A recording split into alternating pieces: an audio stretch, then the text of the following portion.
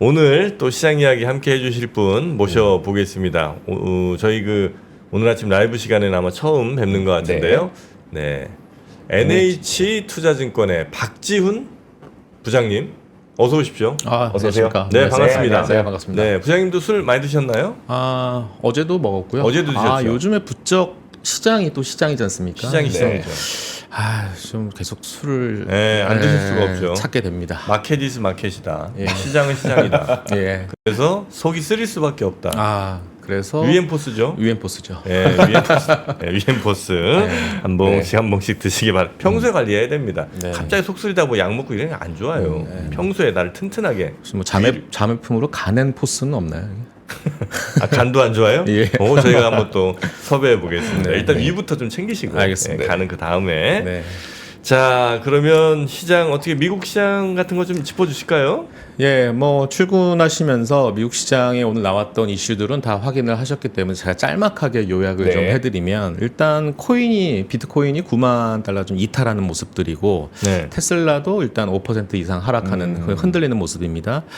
전기차 보조금 삭감에 대한 논의가 되고 있는데 트럼프 팀에서 뭐 확정된 건 아니지만 근데 그 옆에 살짝 눈치 보고 있었던 소위 말해서 신재생 관련 녹색 관련된 종목들 중에 태양광은 언급이 되지 않았고 풍력도 언급이 되지 않았다는 이유만으로 일단 태양광 종목들은 제법 꽤 오르는 모습들인데 일단 러셀 2000 중소형주 굉장히 좋았지 않습니까 최근에. 근데 러셀 2000도 일단 하락하는 흐름으로 마감을 했습니다.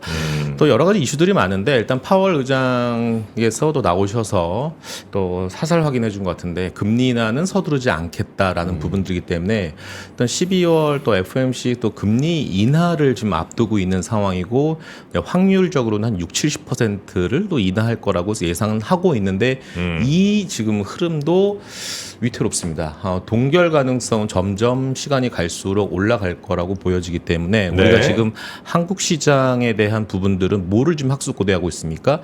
금리, 10년물 국채 금리가 어느 정도 고점을 찍어야 된다라는 부담감. 그리고 환율도 지금 1,400원 이상에서 지금 놀고 있지 않습니까? 이런 부분들 또 달러 인덱스 계속 강한 모습들이기 때문에 이 기조가 인플레에 대한 PPI도 좀 간밤에 확인하셨지 않습니까? 또 고용 지표도 강건한 모습들이기 때문에 이거 계획했던 금리 인하의 스텝 바이 스텝에서 제동이 걸린 거 아니냐라는 부분들 때문에 한국 시장은 지금 이런 매크로적인 지표들이 피크아웃을 지금 학수고대하고 있는 상황에서 이거 좀 시간이 좀 걸리겠다라는 좀 불편한 아침의 상황이 흘러가고 있고요.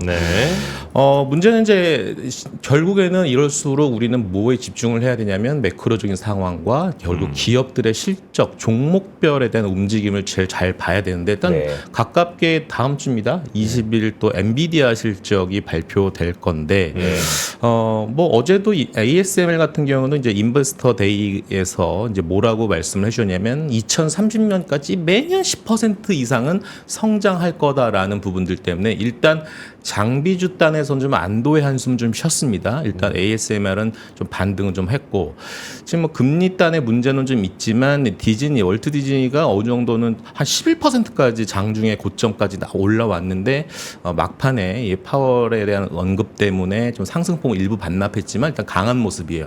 상승 이유는 역시 스트리밍에 대한 이런 컨텐츠에 대한 이런 효자 역할, 인사이드 아웃인가요? 2? 인사이드 아웃 2. 네, 그 엄청난 효자 역할을 했더란 부분들입니다. 그래서 지금 넷플릭스도 계속 신고가고요. 지금 월트 디즈니도 의미 있는 지금 상승이 나왔기 때문에 국내 시장으로 만약에 이쪽에서 커플링이 나온다라면 컨텐츠 종목들도 한번 제법 봐야 되지 않겠냐라는 생각도 좀 갖게 되는 하루고요.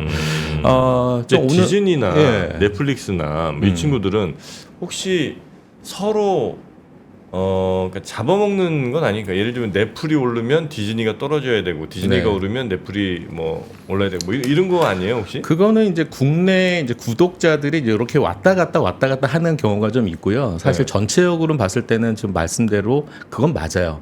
서로 그 뺏고 뺏는 그런 전쟁은 있는데 근데 전체적으로 객수가 좀 늘어나는 것이 지금 실적에서 지금 계속 3분기 연속 지금 확인되고 있거든요. 넷플 디즈니 같이 상승한다고요? 같이 상승해요. 그래서 이 컨텐츠 내부적으로도 이 가성비 있는 컨텐츠들이 그러니까 예전에는 정말 역대급 역대급 컨텐츠만 뭐 제작을 해야 된다라는 그런 약간 논리가 좀 있습니다. 요즘에는 저렴한 예산으로도 성공하는 스토리가 나오다 보니까 약간 이 가성비 있는 컨텐츠들이 대박지다 보니까 네. 아무래도 이익단에서도 좀 개선되는 흐름들. 넷플릭스 여전히 좋은 모습이어서 국내 흐름으로 만약에 적용한다라면 뭐 스튜디오 드래곤 정도가 네. 한번 예상해 볼 수 있고 우리가 또 12월에는 또 무슨 게임 합니까? 오징어 게임 있죠. 또 네. 2가 나오기 때문에 무슨 게임 합니까? 컨텐츠의 붐도 한번 예상해 볼 수 있지 않을까라는 생각도 좀 오게임 해봅니다. 2가 네. 어떻게 잘 될 거로 보세요? 근데 이제 어제도 제가 무슨 생각을 했냐면 네. 모든 사람들이 이 스트리트 컨센이라고 있어요. 그러니까 네. 공식적인 애널리스트의 컨센이 아니라 시장에서 어떤 그런 투자자들이 갖게 하는 컨센이 좀 워낙 높지 않습니까? 네.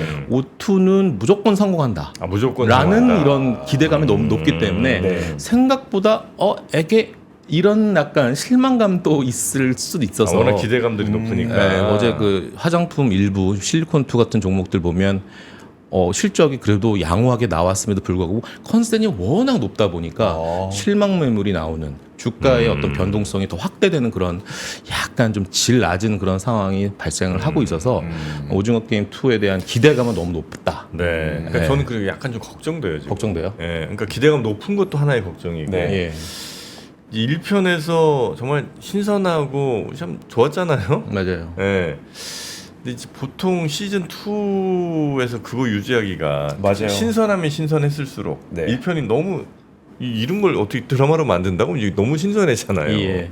근데 이제 그 구도는 이미 우리에게 너무 익숙해졌잖아요. 예. 그럼 이제 그 같은 구도 내에서 긴장감 끌어내야 되고 그다음에 예전에 그냥 신사람 자체로도 너무 좋았는데 근데 그거를 과연 제작진들이 잘 혹은 뭐 배우들이 잘 할 수 있었을까 이게 너무 걱정입니다. 그러니까요. 오징어 게임.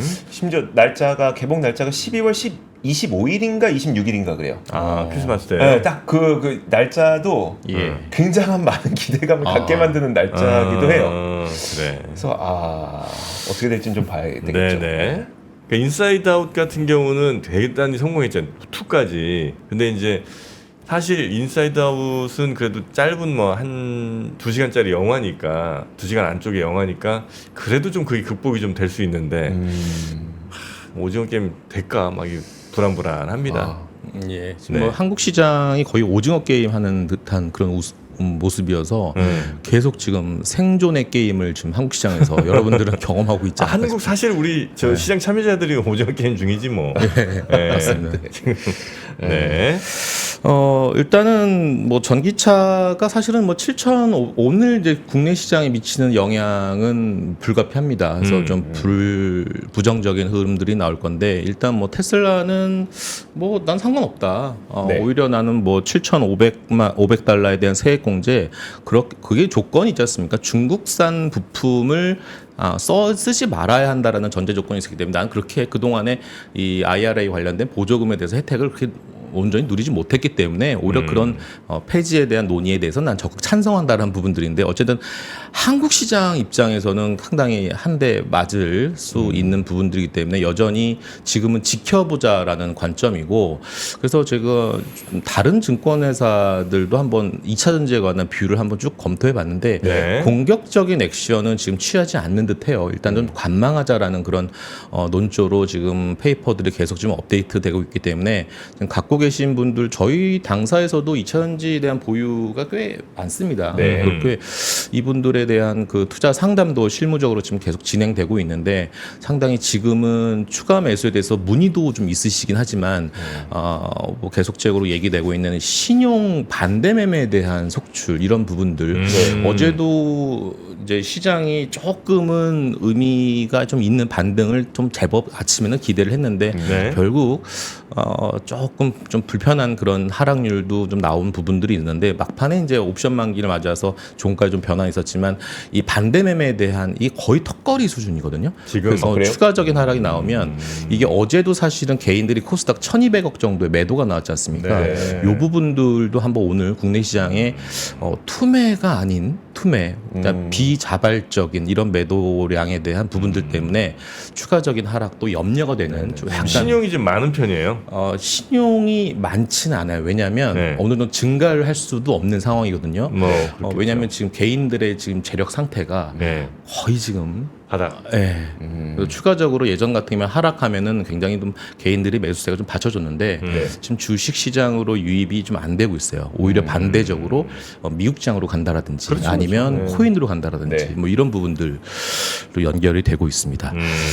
어쨌든 뭐 시장에서는 이런 지적도 합니다. 한 10년간 대한민국의 수익률을 봤을 때 한 20-30% 상승은 했으나 이 상장 주식수 코스닥만 해도 지금 1,750개가 넘어요. 네. 그러니까 시가총액으로 봤을 땐 10년간 한 7-80% 성장을 했거든요. 그러니까 무분별한 이 상장에 대한 부분도 전 지적이 되고 있어서 또 공매도에 대한 규제는 주식시장이 하락할 것 같을 때는 규제를 해야 된다라고 양날의 검이 됐습니다. 오히려 공매도에 대한 규제 때문에 코스닥에 대한 어느 정상 가치로 회귀된 거는 오히려 인정하는 부분들이지만 계속적인 추가적인 계단식 하락이 나오다 보니까 오히려 공매도 규제한 거에 대한 악효과가 나오는 거 아니냐라는 좀 지적도 좀 있는 거고요.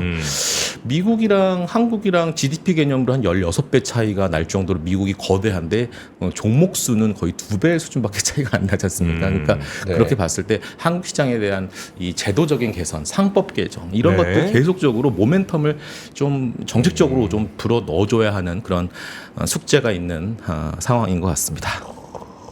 자, 하여튼 뭐 그런 상황이 이제 우리 시장 전체에 대한 뭐 리뷰 정도 이렇게 네. 좀 해주신 것 같고요. 네. 그럼 이제 우리가 좀 뭐 살펴봐야 될 거 뭐 좀 있을까요? 이제 오늘 이 시간은 결국 이제 9시 장 개장하기 전에 우리가 어떤 생각을 가져야 될 거에 대한 시간이 주력 포인트니까요. 한번 제가 내용을 간단하게 아침에 날 것으로 한번 정리를 해봤습니다. 네. 살짝 정리를 좀 해드리겠습니다. 일단 제목을 이렇게 잡았습니다. 어닝 전망치는 계속 횡보 또는 약간의 우하향 구간으로 좀 접어들 수밖에 없기 때문에 이때는 오히려 뭘 사야 되냐라는 건데 낙폭과되냐 그리고 또 실적 모멘텀이 좀 증가되는 이런 종목들을 좀 우선을 해야 되는데 일단 JYP가 쏘아 올린 작은 공들이 엔터 쪽에서의 분위기를 조금 반전하는 듯한 움직임도 있고 네. 이거는 전 증권사들이 공통적으로 컨텐츠를 좀 담아야 한다라는 뷰는 동일한 것 같습니다. 네. 그래서 그럼 네. 내년에 그러니까 뭐가 달라지길래 저도 이 얘기 요즘 많이 듣고 있거든요. 네. 그러니까 엔터 미디어 이쪽이 내년에 좀 바라봐야 될 섹터다. 뭐가 크게 달라지는 겁니까? 그러니까 이런 거죠. 그러니까 2년 동안 안 좋았잖아요. 네. 그리고 휴먼에 대한 노이즈도 굉장히 많았고 실적도 안 좋았고 네. 그러면 2025년은 좋아지는지를 그래서 돌다리를 두드려 봤더니 내년은 아니고 2026년에 이 BTS가 공연 수입 매출단에서 얼마를 버냐면 조가 넘습니다. 조 단위로 다시 복귀를 합니다. BTS의 공연 수입만으로도. 네. 그리고 이제 신인들이 그동안에 이제 마케팅 비용이 굉장히 많이 들었는데 이제는 좀 걷어들이는 이제 방울 낚시하는 느낌으로 이제는 돈 이제 BEP를 넘어서는구나라는 부분들이 어느 정도는 턴어라운드 관점으로 접근을 하는 것 같고 JYP가 실적이 3분기가 이렇게 서프라이즈가 나올 줄은 아마 못했을 거예요. 네. 물론 이연된 매출이 좀 반영이 된 것도 좀 없지 않아 있는데 무조건 기승전 실적입니다. 그러니까 실적의 턴어라운드 관점에서의 이 K 컨텐츠, K 엔터에 대한 기여한 그리고 하나 좀 뒷배경으로 좀 자리 잡고 있는 것은 결국 중국의 어떤 소비 진작 카드 있지 않습니까? 네. 경기 부양 요쪽도 좀 받쳐준다라면 조금 더 레버리지가 있는 섹터가 요쪽 아니겠느냐라는 것들이죠. 예. 네. 그 다음에 봐야 될 게 이제 한전이 어제부터 조금 재밌게 올라옵니다. 3분기 실적을 뚜껑을 열어봤더니 3조 4천억의 연결 영업이익이 달성했어요. 물론 올해 배당 여부는 알 수는 없는데 제가 맨 끝에 이런 단어를 썼습니다. 시가총액 현재 15조입니다. 네. 그러면 3조라고 그냥 러프하게 곱하기 4분기 하면 곱하기 4 하면 3, 4, 12 아니겠습니까? 근데 12억이 나왔다 치면 시총이 15조니까요. PER이 2배가 안 돼요. 네. 그러니까 그리고 내년 드디어 이제 배당을 한다고 합니다. 그리고 네. 이제 한전은 요금 인상에 대한 기대감이 계속 내년에도 이어질 것이고 한전이 또 껴있는 중요한 사업부가 있지 않습니까? 원전. 원전. 네. 원전은 공교롭게도 한국과 미국의 커플링이 좀 이어지고 있는 그런 섹터이기도 하다 보니까 야 이제 한국전력은 가치주에다가 성장에 대한 모멘텀까지도 장착을 하는구나라는 부분들 때문에 좀 네. 기대가 좀 있는 거고요. 우리 제작진들은 아마 조금 저 글씨 좀 크게 볼 수 있게 다른 걸 좀 워낙 글씨가 작아 폰으로 볼 때 좀 부장님. 네. 이렇게 하면 어떡합니까? 아. 아니, 폰으로 보시는 분들이 대부분인데 그래.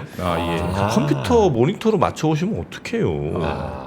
이거 확대를 네, 그건 저희가 하겠습니다. 네, 너무 부장님. 예. 다음부터 조금 더 신경 써주시고. 제가 이제 아침에 이렇게 나와서 찾는 게 처음이라서 아주 네. 좋은 지적 감사합니다. 네, 우리 또 모바일로 많이 보시니까. 박병창 이사님처럼 선수가 아니라서 제가 자, 그리고요. 예, 그 다음에 네. 그러면 이제 문제는 제가 적어놨지만 네. 결국 레드 수입. 자, 트럼프 트레이딩 관련 업종이 어제 한국 시장도 조선주, 방산, 우주 계속 강세를 보이고 있는데 간밤에 약간의 균열감을 좀 느꼈습니다. 네.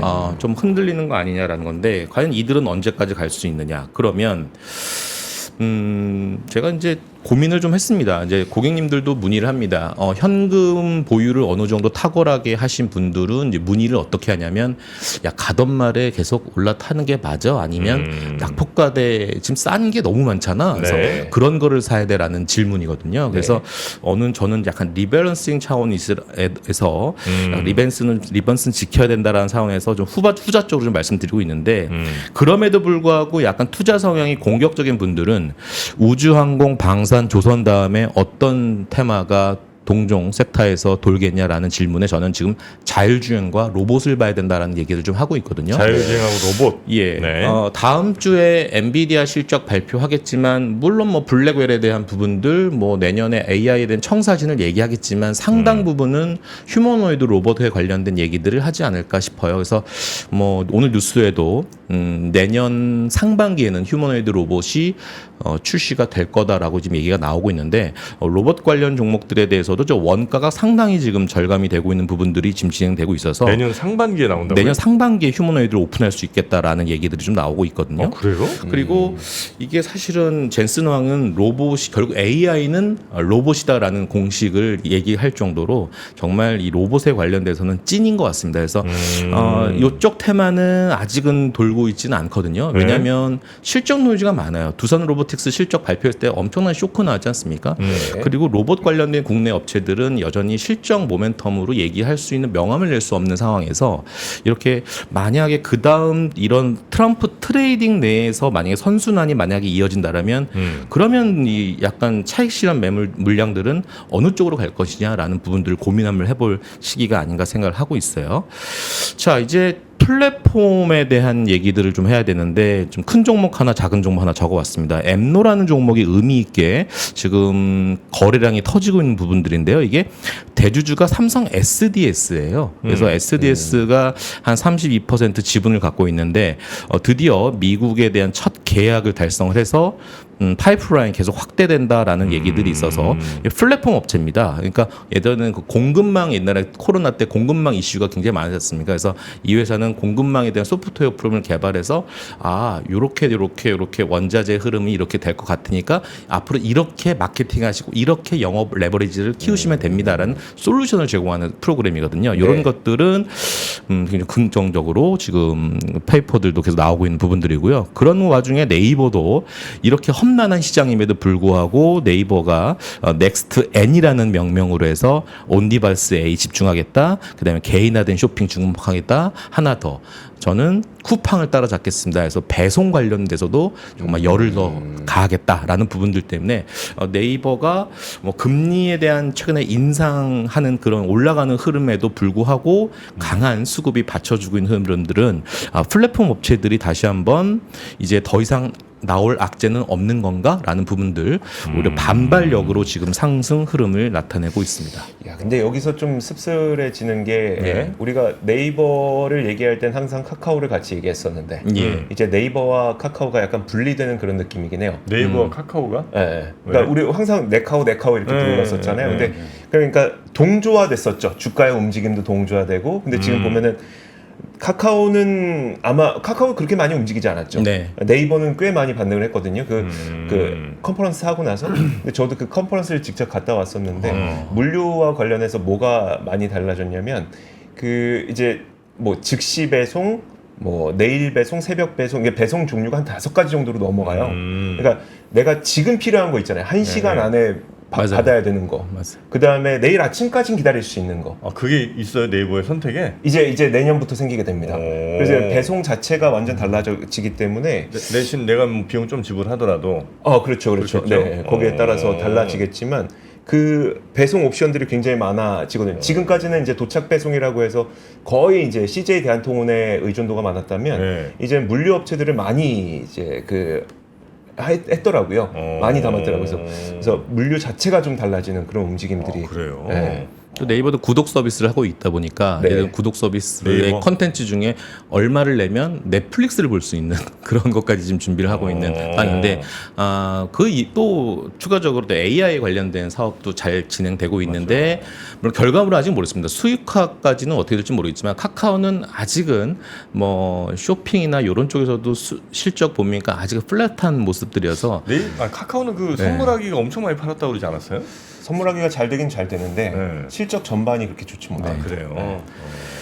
자, 어제 이제 또 이어져 말씀드리면 좀 놀라셨던 분들이 잘 가던 반도체, 잘 버티던 반도체들이 빠졌다라는 모습들이 있었을 겁니다. SK 하이닉스도 그랬고, 전자현미경으로 유명한 이 파크 시스템스라는 종목들도 저희 NH가 이제 이번 주에 2025년 포럼을 했는데 내년도 장비주 탑픽으로 이 회사를 선정을 했습니다. 그래서 파크 시스템즈가 후공정 잘하고 비메모리 모멘텀 계속 지속되는 회사인데 이게 HBM도 이게 적층 쌓아야 되지 않습니까? 쌓려면 그 표면과 표면 사이가 평평해야 되고 뭐 아주 미세한 측정이 필요해서 이런 것들이 전자현미경의 역할이 계속 대두되고 있는 회사인데 아무래도 이런 거죠. 워낙 지금 반도체 쩔어 있는 종목들이 많다 보니까 만약에 시장이 네. 만약에 기술적 반등이 나오면 요쪽으로 가야 되는데 유동성은 제한적이다 보니까 네. 좀 덜 빠진 종목 팔아서 그쪽으로 갈까? 요런 약간 수급의 좀 이동도 좀 있어 보입니다. 네. 문제는 이겁니다. 미국 테크의 조정이 좀 이어지고 있습니다. 그러니까 TSMC도 21선이 좀 깨진 상황이고, 그 다음에 필라델피아 반도체지수 오늘은 뭐 소폭이긴 하지만 200일선이 좀 이탈한 상황이다 보니까 그렇다고 미국 시장이 트럼프 쪽만 좋은 거지 실제로 뚜껑을 열어보면 반도체 테크는 점점 빠지고 있는 상황은 좀 불편한 사실이거든요. 요런 것들이 과연 커플링 한국 시장과 계속 이어져 가고 있는 부분들인데 뭐 사만전자 아까도 권순우 기자님과 말씀 나누셨는데 지금 외국인들 지분이 한 51%대까지 내려왔습니다. 지분이. 그러니까 삼성전자가 과거에 한 10년 역사에서 얼만큼 많이 극도로 빠진 게 48% 정도 추가 하락을 한 거예요. 고점 대비했을 때. 네. 그 계산 때려버리면 47,000원 논리 나오거든요. 그리고 그때 지분이 외국인이 얼마까지 팔았을까? 한 48에서 49%까지 외국인들이 지분을 줄였던 경험이 있습니다. 그러면 그 공실 그대로 대입을 하면 지금 51%대니까 네. 네. 한 2% 정도 더 팔 수 있는 거 아니야? 라는 걱정이 있고 뭐 47,000원. 제발 안 그랬으면 좋겠는데 네. 오늘 참 좀 의미 있는 삼성전자의 반등을 좀 학수고대하는 부분인데 어제 12월 중순에 삼성전자 내부적으로 좀 교통 정리가 좀 임원단이든 네. 조직 개편이든 마무리가 되면 네. 좀 국내 정치적인 문제도 좀 마무리가 되면 그때부터는 좀 내년 2분기는 리스타킹 효과들이 나올 수 있는 부분들, 내년 2분기는 디램의 성장, 그다음에 내년 하반기는 낸드 쪽의 성장 상승이 좀 기대되고 있는 상황에서 6개월은 미리 선반영된다라는 반도체 논리라면 지금 11월, 12월 좀 이렇게 어수선할 때 좀 스마트 머니들이 좀 기환하기를 학수고대한 부분들입니다. 네. 자, 이런 와중에 이제 이마트 같은 종목들이요, 굉장히 좀 착실하게 이익을 내고 있다라는 것들도 나옵니다. 워낙 시장에 흉흉하다 보니까 그동안 계속 박스권에 있던 종목들 중에 이마트도 자회사 스타벅스가 거의 이마트 영업이익을 거의 육박할 정도로 잘하고 있는 부분들이기 때문에 사람들은 잘 안 보는 이런 회사들 있지 않습니까? 이마트 이쯤 되면은 이제 더 빠질 것 없다라는 논리가 좀 있는 것 같고요. 그래서 저기 세 번째 줄에 제가 비워져 있는 수급. 그다음에 턴어라운드 관점, 엔터도 마찬가지고 이마트도 그렇고 이런 낙폭과대 종목을 살 거냐에 대한 문제와 미국 시장 커플링을 기대한 일부 섹터, 역시 트럼프 트레이드 종목들 조정을 기다렸던 자들이 조정 나오면 또 매수하는 흐름이 또 나올 수 있거든요. 그럼 어떠한 선택을 할지는 한번 좀 모니터링을 해야 될 것 같다는 생각이 듭니다. 자, 앞서 서두에 말씀드렸던 실리콘2에 대한 관심이 굉장히 많습니다. 그래서 시장의 눈높이가 이미 높아져 있다. 오징어 두 게임처럼 지금 숫자를 제가 적어놨습니다. 네. 분기 실적입니다. 131억 나왔다가 100억 나왔다가 255억, 333억. 야, 이렇게 성장단이 좋아? 그런데 어제 뚜껑을 열어봤더니 298억. 어허, 이거 3분기 좋아. 그래서 어제 20% 넘는 하락을 보였고요. 네. 20% 넘게 빠졌어요? 네, 실리콘2가.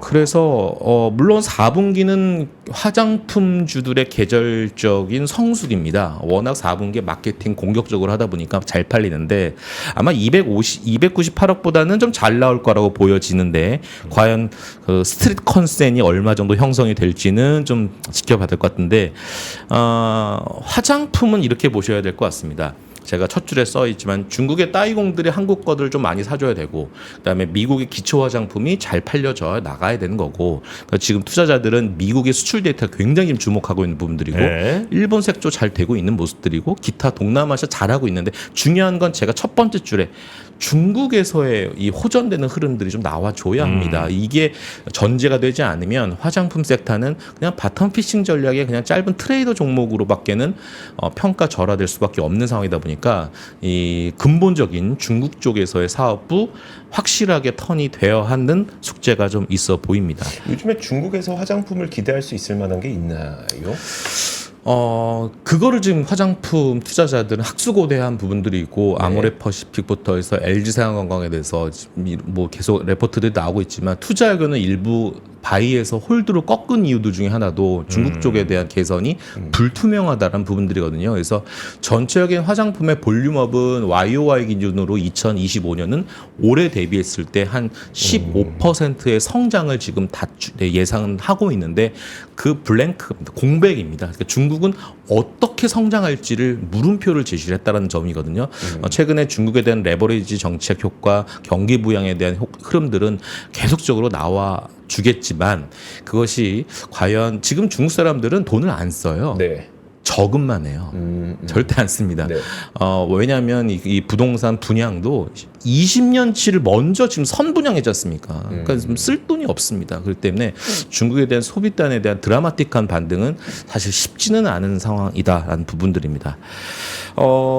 원전에 관련된 얘기 굉장히 많이 나옵니다. 그래서 원전에 지금 한국 K 원전은 지금 두산 에너빌리티입니다. 그래서 올해 뭐 2,400억 영업이익을 하는데 내년은 얼마를 벌 것 같아요? 한 3,300억 정도.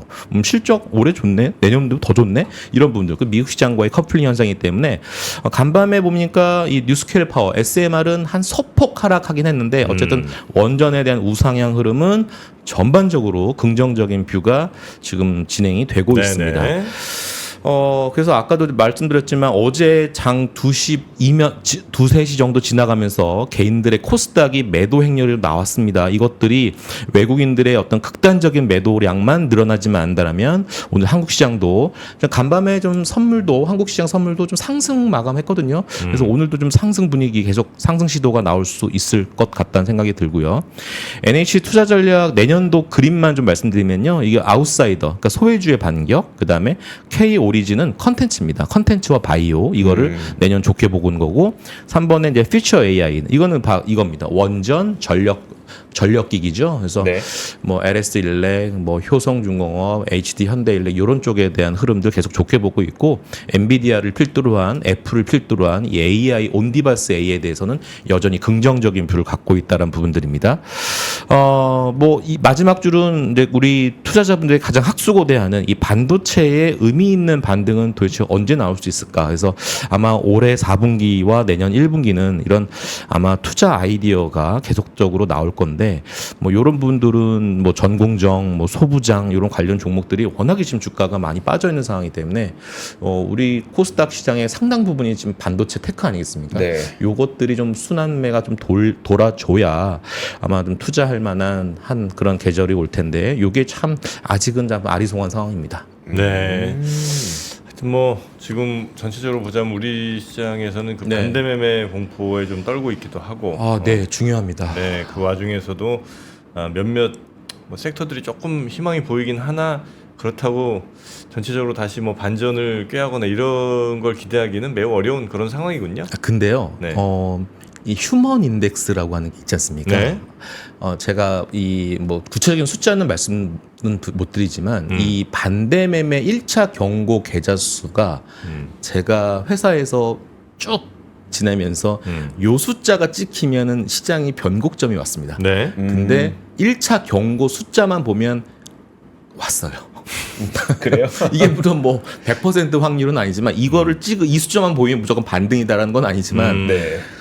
상당 부분 많이 와 있습니다. 그래요? 네, 그래서 이쯤 되면 지금 뭐 지수를 예측할 수는 없지만 이쯤 되면은 아마 뭐 외국인들도 망원경 끼고 쭉 위에서 지금 보고 있는 거 아니겠습니까? 네. 요 정도면은 많이 전사자들이 많구나라는 부분들 보면서 약간 좀 반발 매수도 싼 거에 대한 박앤세일 하니까 쇼핑할 수 있는 외국인들이 단기적이나마 올 수 있지 않을까라는 기대도 좀 하게 됩니다. 네. 실제 계좌를 관리하고 계시니까 이제 그 계좌 수를 네, 보실 네, 수 네, 있는 거죠. 네. 그래서 이제 그 숫자를 쭉 지켜봐 왔는데 예. 이 정도까지 옛날에는 이 정도까지 늘어나면 네. 꼭 바닥이긴 했었더라. 뭐 그 정도의 경험. 이건 이제 경험이니까. 예, 네, 경험. 알겠습니다. 네. 자, 그 경험이 이번에도 잘 좀 맞았으면 좋겠다는 생각을 하면서 예. 오늘 NH투자증권 우리 박지훈 부장님은 여기서 보내드리고 네, 다음 시간에 또 뵙도록 하겠습니다. 네, 고맙습니다. 감사합니다. 네. 네. 삶의 격을 높이는 9가지 지혜를 함께 나눕니다. 위즈덤 칼리지 시즌 2 영상 아래 링크를 클릭하시면 자세한 내용을 확인하실 수 있습니다.